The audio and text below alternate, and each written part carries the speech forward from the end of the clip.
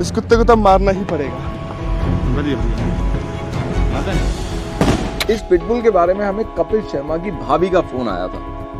उन्होंने बताया कि इसको किसी ने सड़क पर छोड़ दिया है और लोग इसको यहाँ से वहां भगा रहे हैं। पर ये कॉल जिस जगह से आई थी वो एक तो हमारे फार्म से 2.5 घंटे दूर है और दूसरा हमारे पास फार्म पे कोई भी एनिमल रखने की जगह नहीं बची थी। पर एक बार जब पता लग जाए कि कोई मुसीबत में है तो बिल्कुल पीछे हट जाना भी आसान नहीं होता। हमने विनीता जी जो अम्ब के ही पास नदौन में एक शेल्टर चलाती हैं उनको संपर्क किया, पर जब 2 बारी प्रयास करने के बाद भी पिटबुल उनके हाथ नहीं आया तो हमने ये फैसला लिया कि हम जाके रेस्क्यू करेंगे और विनीता जी उसको रखेंगे। जब हम वहां पहुंचे तो वो सड़क के कोने में बैठा हुआ था और उसके कंधे पे एक बड़ा सा घाव दिख रहा था। हम धीरे धीरे उसके पास गए और हमने उसके सामने कुछ ट्रीट्स रखी।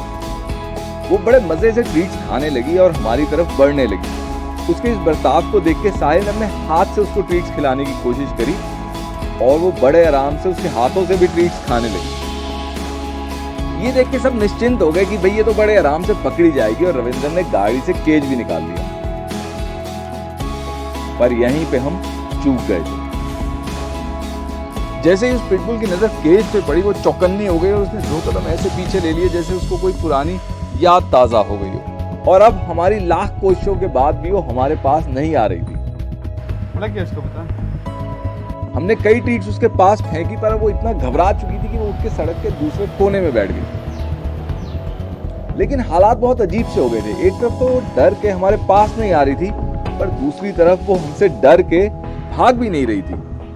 यहां तक कि वो पूरे समय हमारी आंखों में आंखें मिला के बैठी रही।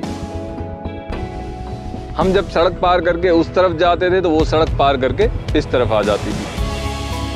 जब कुछ देर तक यही खेल चलता रहा तो हम परेशान होकर अपनी वैन में बैठ गए कि क्या किया जाए। वो भी दूर जाके कंस्ट्रक्शन साइट के अंदर बैठ गई और हम पे नजर रखने लगी कि आखिर अब ये क्या करेंगे। हमने फिर गाड़ी वहीं जाके लगाई जहाँ पे वो बैठी थी और पीछे से नेट डालने के लिए कूदे, पर वो काफी तेजी से उछली और वहां से भाग गई। वो भागी भी बहुत दूर नहीं, बस सड़क के दूसरे कोने में जाके बैठ गई। हमने सोचा कि अगर हम वैन उसके पास अचानक से जाके रोके और उसके ऊपर नेट डाल दें तो शायद वो जल्दबाजी में समझ ना पाए कि उसके साथ क्या हो रहा है। पर गाड़ी उसके पास रोकते ही वो वहां से फिर भाग गई। इस चूहे बिल्ली के खेल में 2 घंटे बीत चुके थे।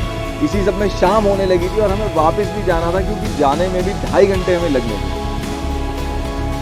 अब क्योंकि हम देख चुके थे कि उस डॉग को चोट लगी है, उसको छोड़ के वहां से वापस आना भी मुश्किल था और एक जगह हमारे फार्म से इतनी दूर थी कि यहाँ दोबारा जाना भी मुश्किल था।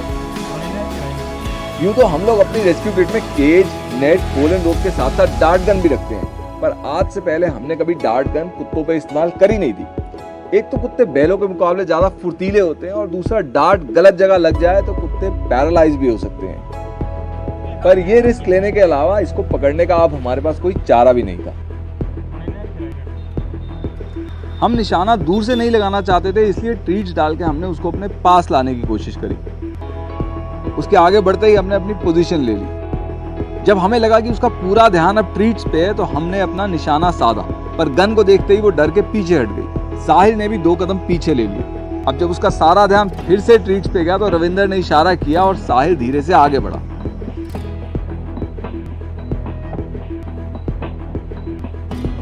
उसने निशाना साधा और गन चला दी। डार्ट शरीर पे लगते ही वो बहुत तेजी से भागी। डार्ट उसके शरीर से निकल के गिर गया, पर बेहोशी की दवाई उसके शरीर के अंदर जा चुकी थी।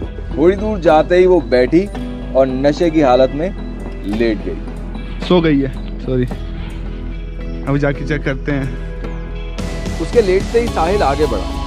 अभी भी उसको पक्का नहीं था कि हमारा डार्ट उसको पूरी तरह बेहोश कर भी पाया है या नहीं, इसीलिए वो धीरे धीरे उसके पास जा रहा था। जब साहिल को कोई हलचल नहीं दिखी तो साहिल ने उस पर नेट डाल दिया। लो डंडा। पर वो अभी भी थोड़ा होश में थी क्योंकि जैसे ही साहिल ने उस पर नेट डाला वो उठ खड़ी हुई, पर अंत में उसने हार मान ही ली। उसकी आंखों में एक शिकायत सी थी। जाहिर सी बात है उसे थोड़ा ही पता था कि हम उसे मारने या कहीं फेंक देने के लिए नहीं बल्कि उसकी मदद करने के लिए उसको पकड़ रहे हैं। विनीता जी के पास ले जाकर अगले दिन इसकी पालमपुर में जांच हुई। वहां जाके हमें पता लगा कि आखिर इसको क्यों अबैंडन किया गया और ये केज को देखते ही इतना डर क्यों गई थी।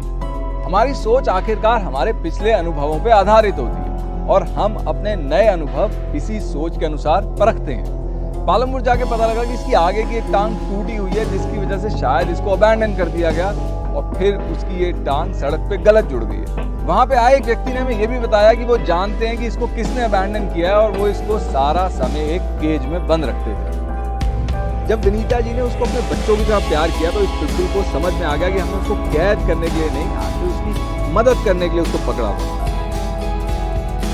तो अगर एक पिटबुल इंसानों के प्रति अपने रवैये को, अपनी सोच को अपडेट कर सकती है, तो इंसान पिटबुल के प्रति अपने रवैये को, अपनी सोच को अपडेट क्यों नहीं कर सकते।